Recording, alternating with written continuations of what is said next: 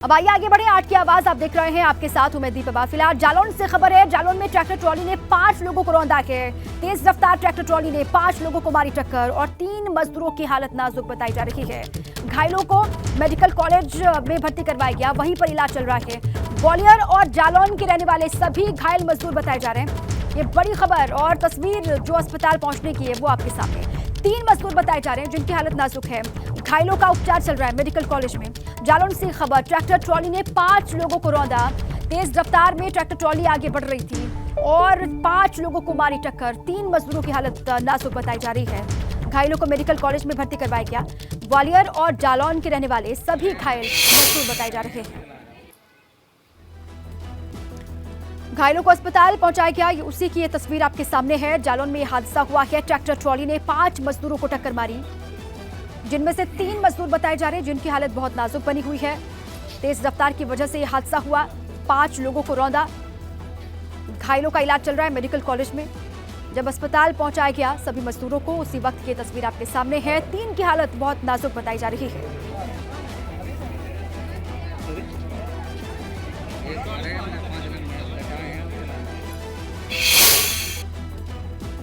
उमेश पाल हत्याकांड के बाद हरकत में आई ईडी ने माफिया अतीक अहमद की 100 करोड़ रुपए से ज्यादा संपत्तियों को चिन्हित किया है। ये संपत्तियां दिल्ली, मुंबई, उत्तराखंड में बताई जा रही हैं। और ईडी के सूत्रों का यह कहना है कि नोएडा में अतीक अहमद का एक फार्म हाउस भी है जिसको भी चिन्हित किया गया है। इस सभी चिन्हित संपत्तियों को बहुत जल्द अटैच करने की कार्रवाई शुरू कर दी जाएगी। तो ईडी ने भी अपनी तैयारी शुरू कर दी है। उमेश पाल हत्याकांड के बाद हरकत में आ गई है ईडी। माफिया अतीक अहमद की 100 करोड़ से ज्यादा कीमत की संपत्तियों को चिन्हित किया गया है। और ये जो संपत्तियां बताई जा रही हैं वो दिल्ली, मुंबई, उत्तराखंड में है, ये कहा जा रहा है।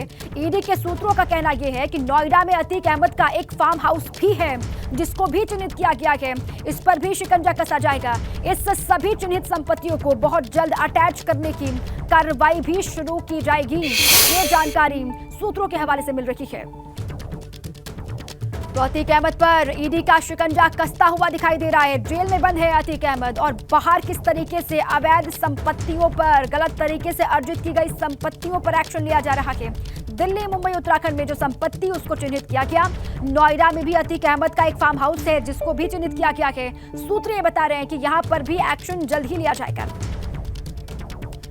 अतीक अहमद पर कसा ईडी का शिकंजा। ईडी ने चिन्हित की 100 करोड़ से ज्यादा की संपत्ति। और ये संपत्तियां न सिर्फ नोएडा बल्कि दिल्ली, मुंबई और उत्तराखंड में भी बताई जा रही हैं। नोएडा में अतीक का एक फार्म हाउस बताया जा रहा है जिसको भी चिन्हित किया गया है। और इस सभी संपत्तियों को जल्द ही अटैच करने की जो कार्रवाई है वो भी शुरू कर दी जाएगी। ये खबर मिल रही है अतीक अहमद से जुड़ी हुई। उमेश पाल हत्याकांड के बाद अब ईडी हरकत में आ गई है, एक्शन मोड में दिखाई दे रही है। 100 करोड़ रुपए से ज्यादा की संपत्तियों को चिन्हित किया गया है अतीक अहमद के।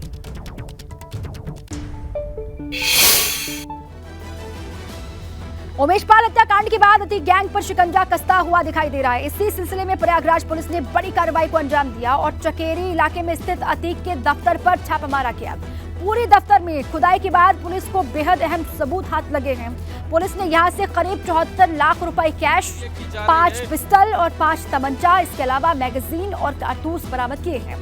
और इसके साथ ही स्पेशल टीम ने मौके से कई लोगों को भी गिरफ्तार किया है जिनसे भी लगातार पूछताछ की जा रही है।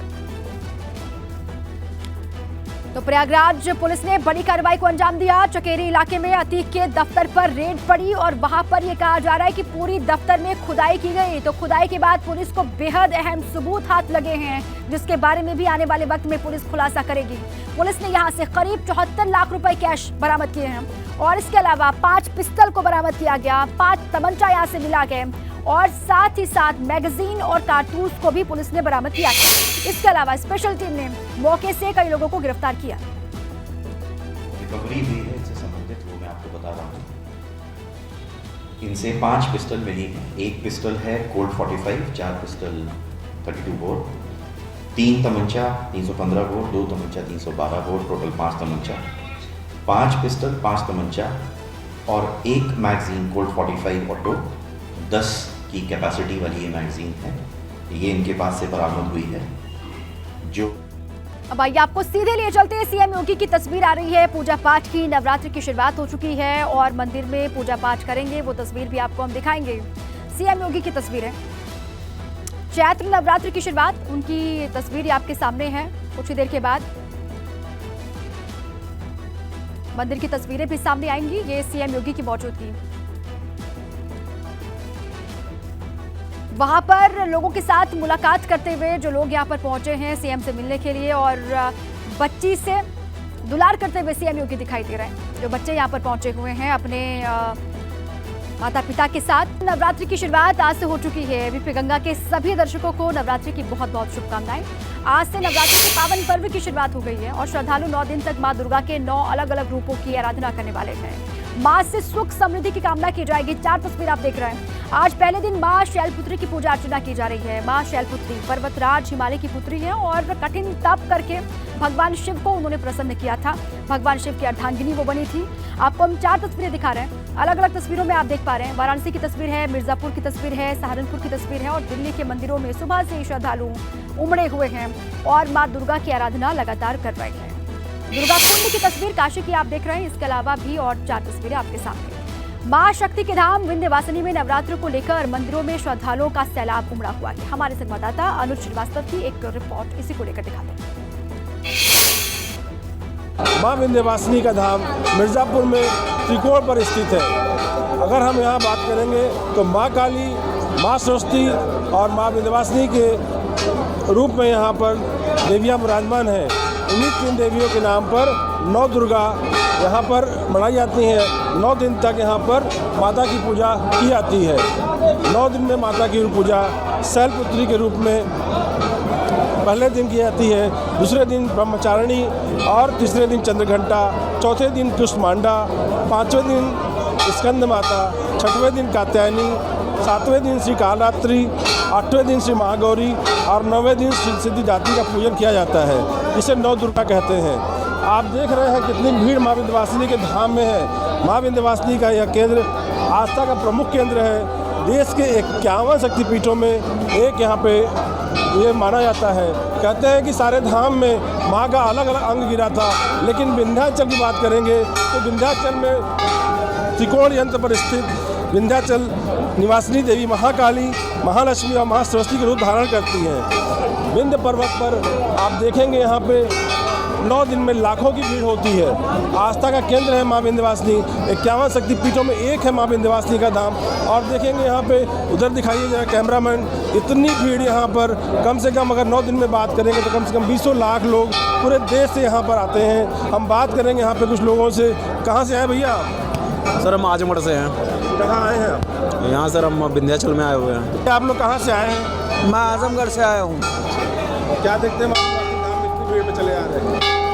ये आदि शक्ति का पीठ है और माँ भगवती यहाँ भी निवास करती हैं।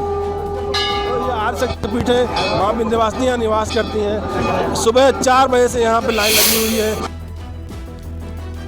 शिव की नगरी काशी में भी नवरात्र को लेकर श्रद्धालुओं में खासा उत्साह देखने को मिल रहा है। हमारे संवाददाता ने मंदिरों का जायजा यहाँ भी लिया है, आपको दिखाते हैं।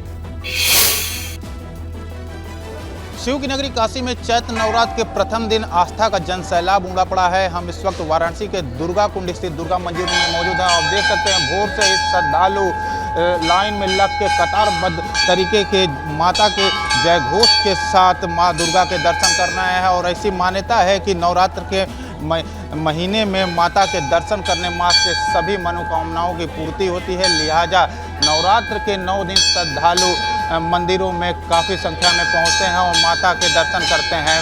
दुर्गा कुंड मंदिर की मान्यता है कि माता के दर्शन करने मात्र से सभी कष्टों का निवारण होता है। लिहाजा श्रद्धालु माता के दर्शन करने के लिए सुबह से ही लाइन में लगे हुए हैं। चैत्र नवरात्र की आज से शुरुआत हो रही है और बहुत ही शुभकारी इस बार का नवरात्र बताया जा रहा है, क्योंकि माता नाव से सवार होकर आ रहे हैं और गज पर सवार होकर जाएंगे। लिहाजा सुख समृद्धि के साथ माता इस बार आ रही हैं। तो वहीं श्रद्धालुओं में भी काफ़ी उत्साह देखने को मिल रहा है। श्रद्धालु भारी संख्या में माता के मंदिर में पहुंच के दर्शन पूजन कर रहे हैं। इसके साथ ही घरों पर भी श्रद्धालु गुरुओं द्वारा पूजा पाठ किया जाता है। आज से 9 दिन तक कलश स्थापना की जाती है और माता का दर्शन पूजन किया जाता है। फिलहाल काशी में चैत्र नवरात्र पर श्रद्धालुओं में काफ़ी उत्साह देखने को मिला है और भारी संख्या में श्रद्धालु मंदिरों में पहुंच के माता के दर्शन पूजन कर रहे हैं। कैमरा में विशेष के साथ नवीन पांडे, एबीपी गंगा, वाराणसी।